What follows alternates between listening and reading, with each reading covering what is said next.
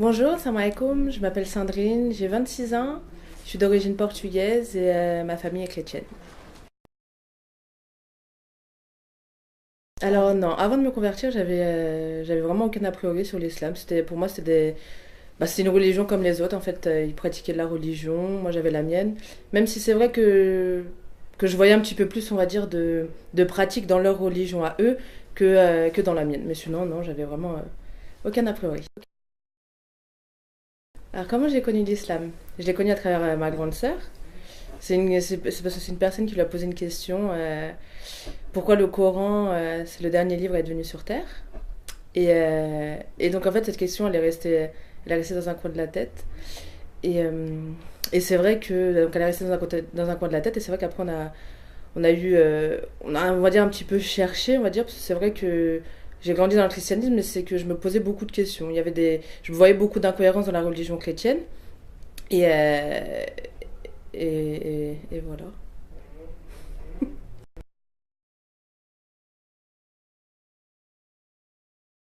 Alors le déclic de la conversion en fait, ça a été voilà parce que je me posais il y avait beaucoup d'incohérences dans le christianisme, je voyais beaucoup d'incohérences et j'arrivais pas en fait même quand j'étais plus jeune j'allais au catéchisme, une chose comme ça, j'avais l'impression, c'est pas l'impression, c'est que pour moi on parlait plus de Jésus que de Dieu. Il y avait vraiment plus la distinction entre Jésus et Dieu alors que pour moi il n'y a qu'un seul Dieu et c'est à lui qu'on doit parler.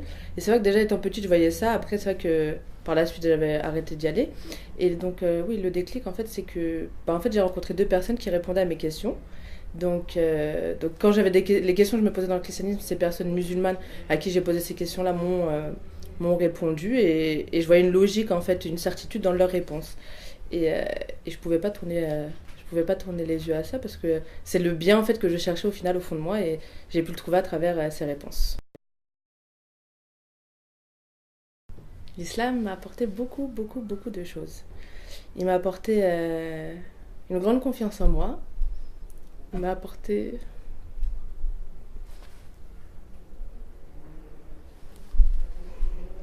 Ça m'a apporté plein de choses.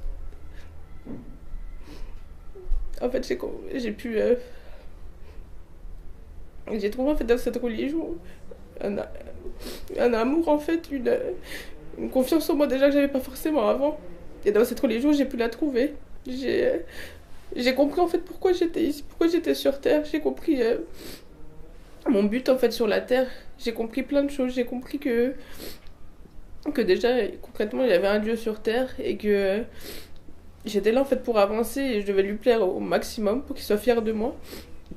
Et, euh, et ça m'a apporté plein de choses, ça m'a apporté une confiance en moi, ça m'a permis de développer, d'avoir un meilleur comportement. Je vais pas dire que j'avais pas avant, mais c'est vrai que ça m'a permis d'avoir un meilleur comportement, d'être plus en fait, d'être plus là pour les gens. Parce que c'est vrai que l'islam c'est s'ouvrir sur les gens, s'ouvrir sur plein de monde.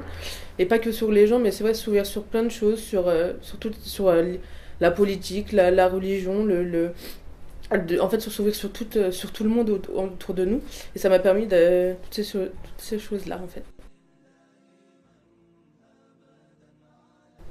Alors, bien sûr, dans la religion musulmane, il y a des personnes qui sont soumises, ça c'est volontaire, mais en fait, c'est ça aussi que j'arrive pas à comprendre, c'est pourquoi.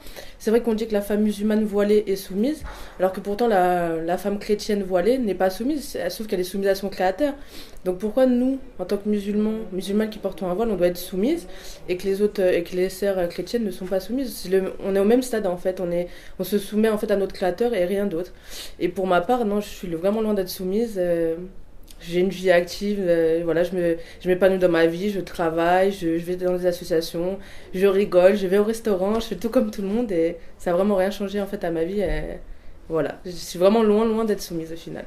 C'est ça, le mot que je pourrais dire. Alors, un message aux futurs convertis. Ce que je pourrais dire aux futurs convertis, c'est renseignez-vous. C'est vrai que si vous avez ce besoin au fond de vous, en fait, dans votre cœur, que vous ne vous sentez pas bien, que vous avez l'impression, vous avez un vide, et ben, je peux vous dire que moi, j'avais ce vide-là aussi au départ. Je me disais, voilà, j'étais sur Terre, je m'amusais, je faisais tout, mais il y avait un manque au final. Et une fois que j'ai compris ce manque était dû à quoi, bah, c'est pour ça que je me suis convertie à l'islam, parce que j'ai vu que ce manque, c'était l'islam que j'avais pas en moi. Et donc, bah, renseignez-vous, cherchez, et vous allez voir que vous allez trouver dans l'islam ce que vous avez besoin au final. Pour la fin, il faut arrêter en fait les a priori sur l'islam. On nous montre souvent aux médias, on a tendance à nous montrer un islam sévère, dur, alors qu'au final, c'est pas du tout ça, vraiment. L'islam, c'est l'amour, la solidarité, l'entraide. Donc, faut arrêter ces préjugés et renseignez-vous et cherchez à connaître ce que c'est l'islam avant d'avoir des a priori. Voilà.